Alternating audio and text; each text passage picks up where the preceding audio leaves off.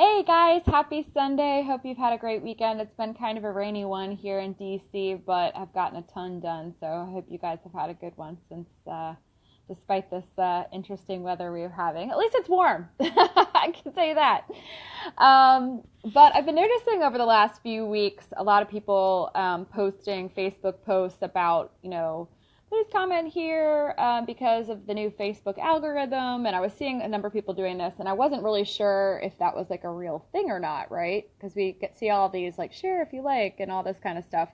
But I was actually attending a webinar the other day, and Facebook has indeed announced 3 big changes that it's making to its algorithm.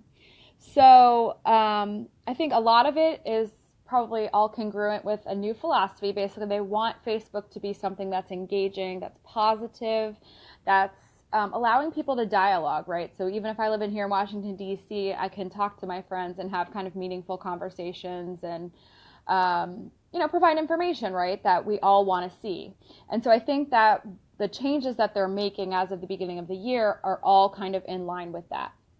So the first thing that they have said is they don't want more engagement baiting. And so what does that mean? So basically any post that you have on Facebook that tries to get your friends to do something Facebooky. So if you say, hey, like this if you think that, and heart this if you think that, and think it's funny if you think that, or share, or any sort of Facebooky type action, what they're going to do is they're going to slow the reach of that post.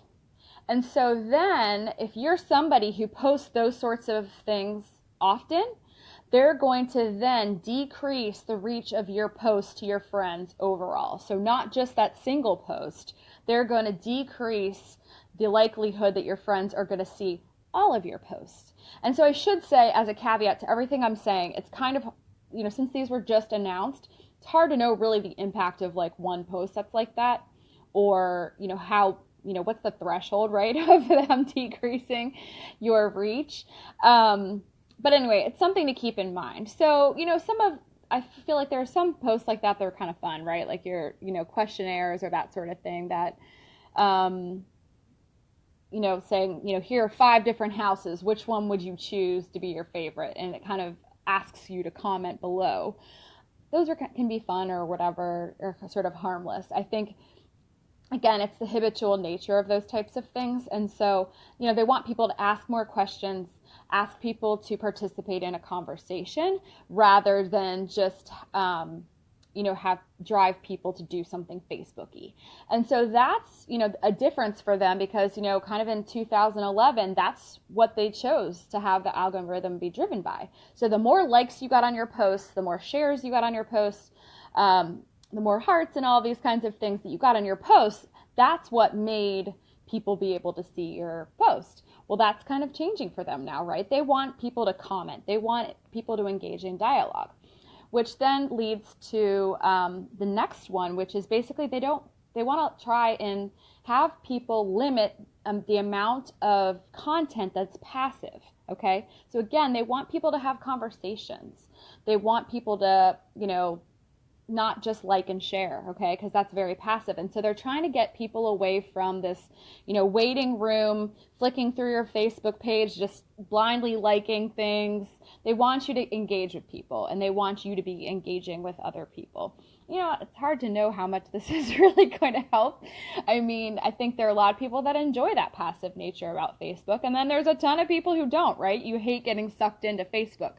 So that's what they're trying to limit, is that passiveness, and really have it be more of a dialogue about sharing of information of something you've learned or, something you've experienced, and try and get other people's opinions, sort of a thing. So they want things to be trustworthy, informational, and local as much as possible, right? So they want content to be authentic as well. So don't be just, copying somebody's ideas. They want you to, have true conversations that you are initiating. So the last thing that they want to do, and this goes to sort of the end comment of what I was talking about, is they're trying to limit, after the election and everything that was going on with all that clickbaiting, they really want people to share things that are trustworthy, that aren't inflammatory, that are, again, informative and local, and really use things that are from sources that people can trust.